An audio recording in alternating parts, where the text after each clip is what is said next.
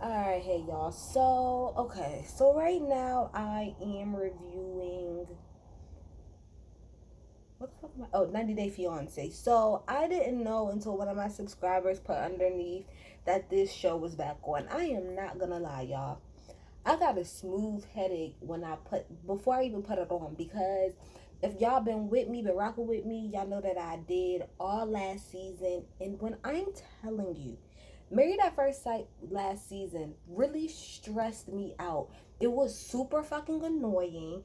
It was just ridiculous. The antics, it was just too much fuckery going on, and it really frustrated the hell out of me. Like, go back and watch my reviews, y'all. I was so frustrated through the whole thing. I'm gonna try to calm down with this, but I will like to say this: Lifetime. And I watch what is his name? Brilliantly Scattered Minds. I watch him too when he do his reviews, and I know he said it, so I'm gonna say it too.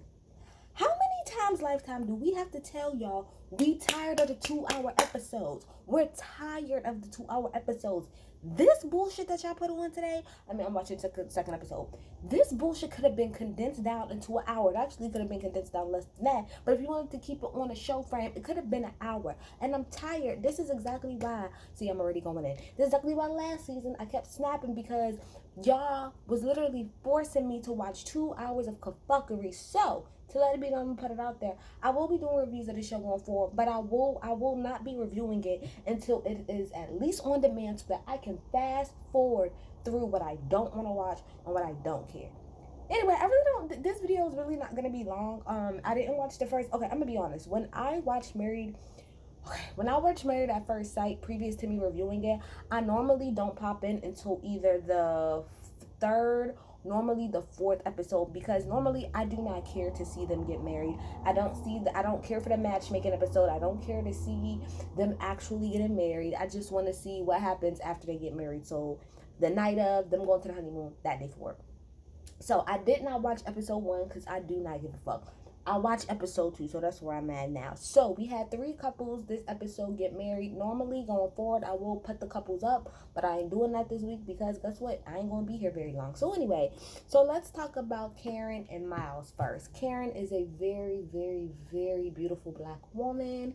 Okay, I don't know what she do, cause see, I was going to write it down, but honestly, I really didn't care enough. So she is 30. She's from Louisiana, and she is a consultant.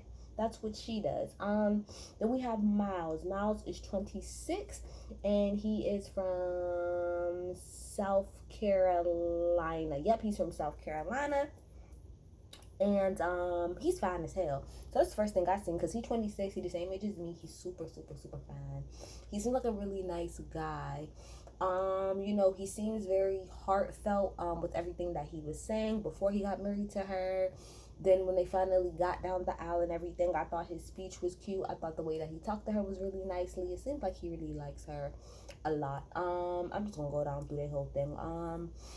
Her dress was okay. Her dress was it, normally I don't like that type of like lining that goes over like the dress, but she looked cute for what it was. She kind of looked, that's what she kind of reminded me of. She kind of looked like Taylor a little bit from last season, just a much, much, much better wig. Lord help us.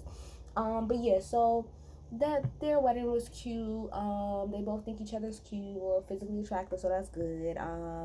The speeches that both of their friends gave was really, really nice. So I'm interested to see where they go. I told you this is not gonna be long. It's gonna be like no more than 10 minutes probably. Um, then we go over to Olivia and Brent. So Olivia is 35, and she is a AWS cloud practitioner. So she is in IT. God bless her heart. And oh no, sorry. That's what Brett does. Brett's 35 and he is into the cloud stuff. Olivia was born in, I keep saying LA. They're all in Louisiana. That's what it is. Because I was trying to figure out where all of this is. They're all in Louisiana. Okay. And she works in clinics. That's pretty much what she does. As a, what is it? For a position with a comprehensive stroke center. Regardless, that's what she do. I can tell. Well, first of all, I seen part like a itty bitty preview that they kind of showed with Brett. kind of like acting like he's hollering at this girl, but come to find out after watching this whole part, I think he's just really one of those people, like, he's a jokester. Like, he's like what somebody would call like a class clown. Like, it seems like he jokes all the time, and it seems like that's just how his family is. Because from the whole time, like every time he would talk or his family would talk, they would play like the little gag music in the background. So yeah, but she seems really nice. The only thing I can kind of say about him, oh, I do want to say that his brother got up and gave a speech and gave me very, very, very Michael Scott vibes. If y'all watched The Office, very much a Michael Scott vibes. But I think if any problem that them two will have, it'll probably be the fact that he's a jokester and he jokes all the time, and not everybody can deal with that personality. For example, my uncle, oh my gosh, he jokes nonstop. Like, he's really one of those people who he don't stop joking. He's a jokester all the time. So I be saying all the time to his girlfriend, I don't know how the hell his girlfriend deal with it. I love her to death, but I don't know how the hell she deal with it, because I would kill that nigga 10 times over. He never take nothing seriously. But not everybody can deal with that personality type. So we'll see how that plays out for them. And finally, we got Amani and Woody. So far, out of all of the couples I've seen, I like these two the most. Together and separately, I like these two the most. Amani is 29, I believe, and Woody is 30. I think that is right. The reason I like these two separately is because Amani seems like somebody that, like, I work with, like somebody I've worked with, or the girl who lived, like, up the street from me, and she's super smart, but, like, she do hair on the side. And Woody gives me, just the regular, I don't want to say hood nigga, but just the guy that I work with, that he's an upstanding guy. He do what he's supposed to do. He got his hood ways, but he's an upstanding guy. He goes to work, take care of his kids, go home, do what he gotta do, take real good to his girlfriend. Woody is fine.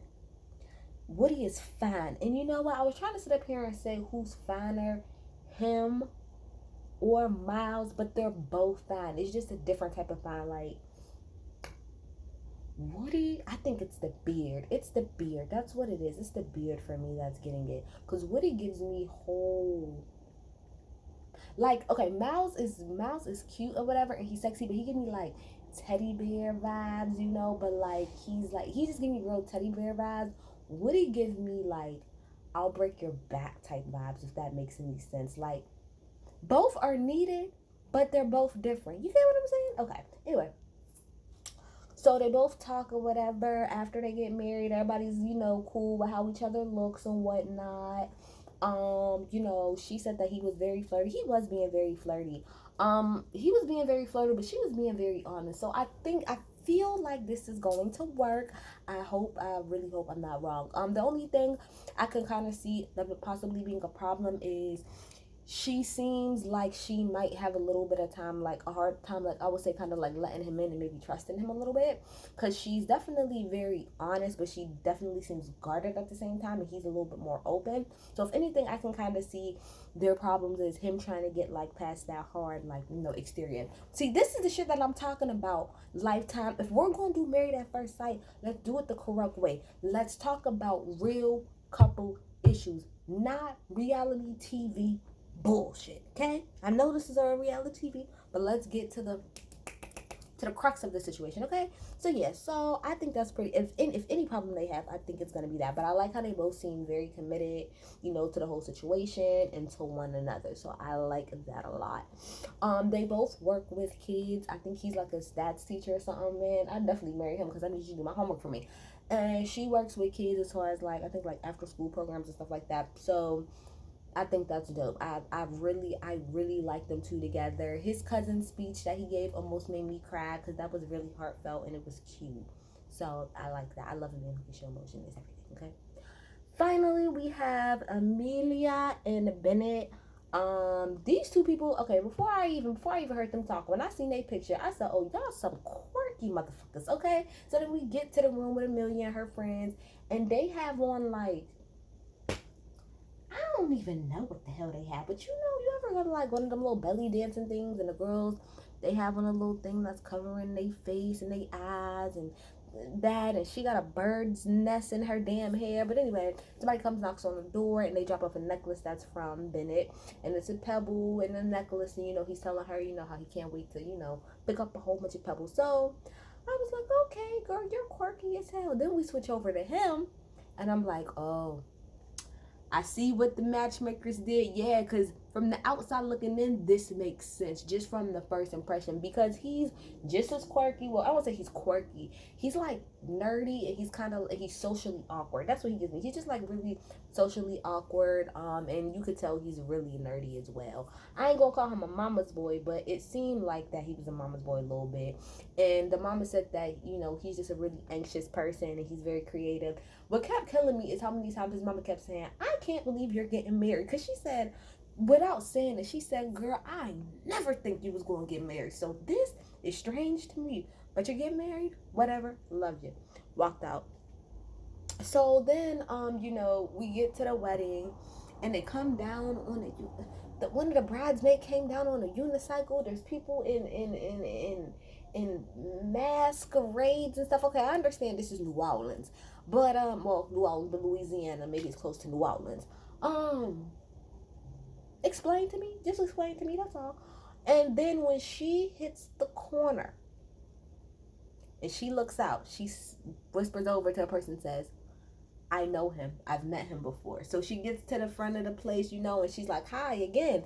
And, normally they're like, hey, meet this person for the first time. And they're like, this is not our first time meeting. So he's like, I got to adjust something. So I want to understand. I'm very interested. Now, to me, this is interesting, Lifetime. This shit is interesting because this has never happened before. So I'm very interested in knowing how do they know one another. And I figured that eventually something like this would happen because of the fact that they recruit in the same city, right?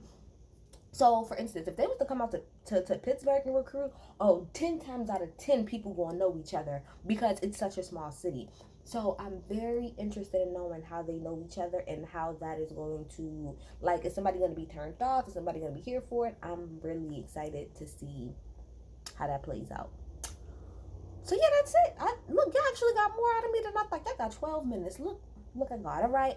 So, yeah, that's all I got. So, I'll be back for next week. Bye.